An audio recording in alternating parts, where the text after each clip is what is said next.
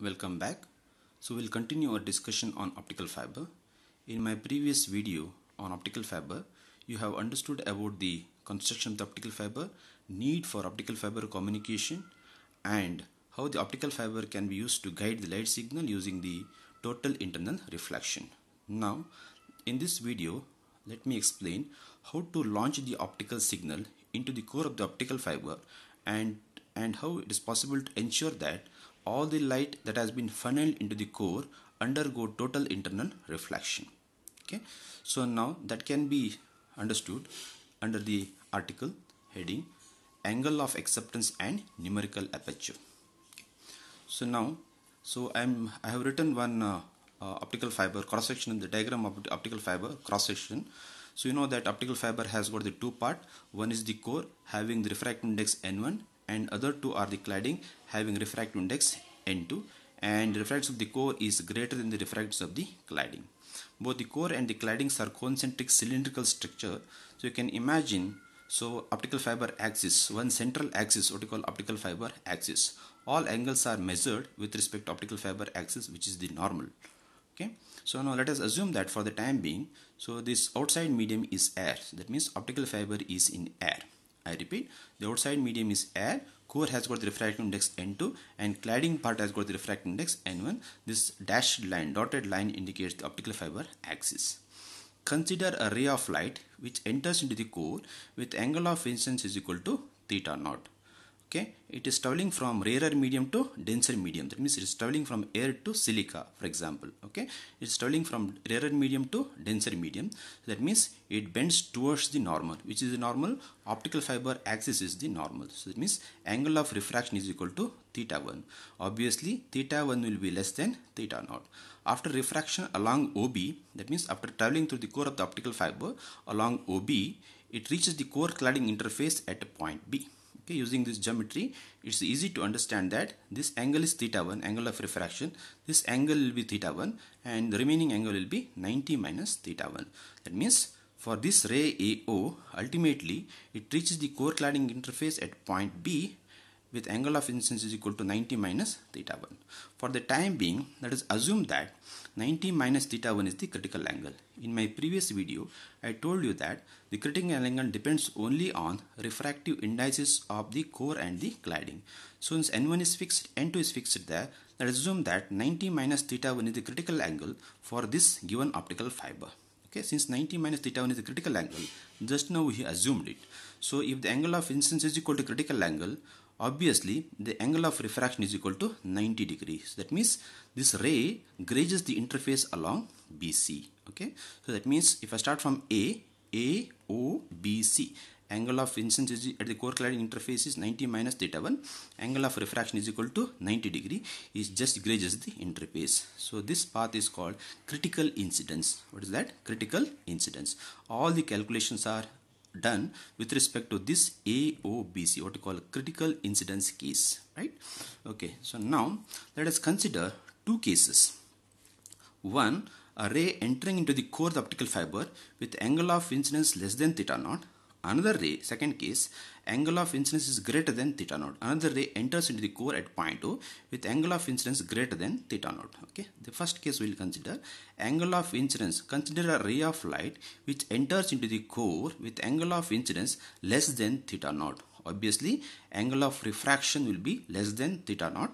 Theta 1, I repeat, angle of refraction will be less than theta 1, and ultimately it reaches the core cladding interface with angle of incidence greater than 90 minus theta 1. That means greater than critical angle. Just now we assumed that 90 minus theta 1 is the critical angle. That means ultimately it reaches the core cladding interface with angle of incidence greater than 90 minus greater than critical angle. That means so greater than 90 minus theta 1, because theta 1 has been reduced now.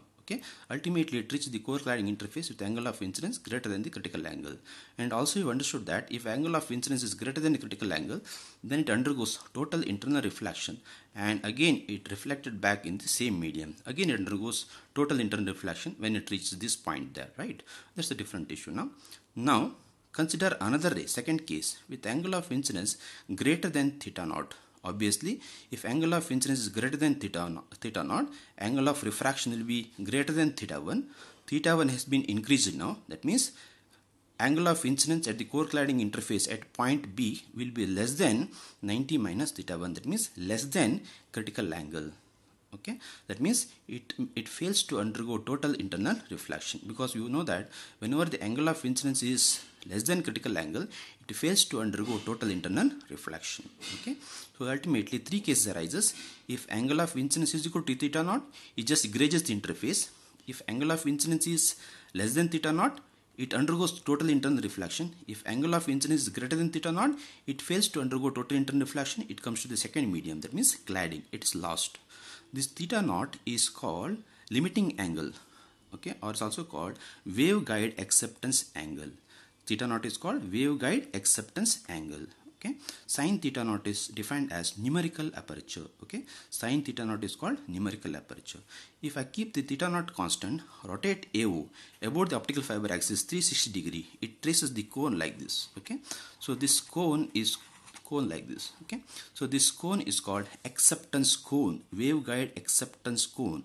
What is the importance of this acceptance cone is, if the optical signals are funneled within this cone, then it undergo total internal reflection. And during the funneling process, launching process, if the optical signal are not coming within this acceptance cone, then it fails to undergo total internal reflection. To ensure that all the signals that has been funneled into the core undergoes total internal reflection, you must ensure that all the light signal comes within this cone. This cone is called acceptance cone. What is the angle of the cone? Theta naught. And sin theta naught is called numerical aperture. So that's the definition of numerical aperture. So what is the definition of numerical aperture? Sign of angle of acceptance is called numerical aperture. So let us calculate the value of numerical aperture. There is a small derivation. Apply Snell's law at point O. Apply Snell's law at point B and find out the numerical aperture. First, let us only for this critical incidence AOBC. For that, you have to apply Snell's law at point O and Snell's law at point B. Let us apply Snell's law at point O. What is Snell's law? N1 sin theta 1 is equal to N2 sin theta 2. If we apply, what is N1 here? Outside medium, that is N0. N0 sin theta naught is equal to N1 reference to the core sin theta 1. Okay, so this is the first formula.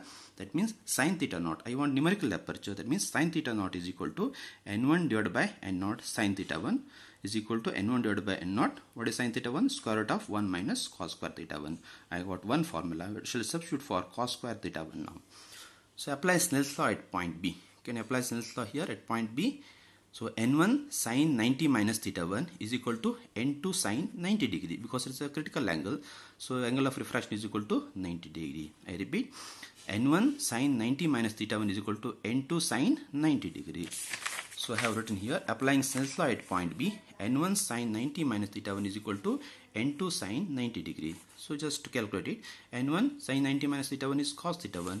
Sin 90 is equal to 1, that means N2. Cos theta 1 is equal to N2 divided by N1. Substituting the value of cos theta 1 in my previous equation, equation number 1, I will get sin theta naught is equal to N1 divided by N0, square root of 1 minus N2 square minus N1 square. Rearrange, I will get sin theta naught is equal to square root of N1 square minus N2 square divided by N0.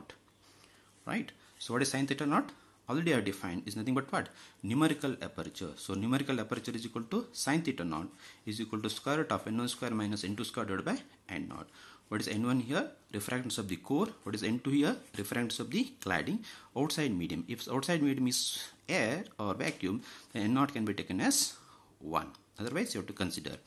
So what is theta naught? Waveguide acceptance angle. Theta naught is equal to what? Sin inverse numerical aperture. So this is the derivation of numerical aperture. This is the important question.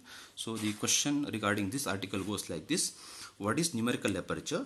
Derive an expression for numerical aperture in an optical fiber and arrive at the condition for propagation. This part is done now. What is numerical aperture? Derive an expression for numerical aperture in an optical fiber is done. Arrive at the condition for propagation. So general equation goes like this. Condition for propagation. If any ray enters into the core with angle of incidence theta I then it will be sustained for propagation if and only if theta I is less than theta naught. What is theta naught here? Waveguide acceptance angle. Take sine both sides. Sin theta I is less than sin theta naught. Sin theta I is less than, what is sin theta naught? Numerical aperture. So this is the condition for propagation. Okay. So this is a very important question. So first you have to write this diagram, then explain. So A, O, B, C, what you call critical incidence. That is one point. Second point is consider a ray with angle of incidence less than theta naught.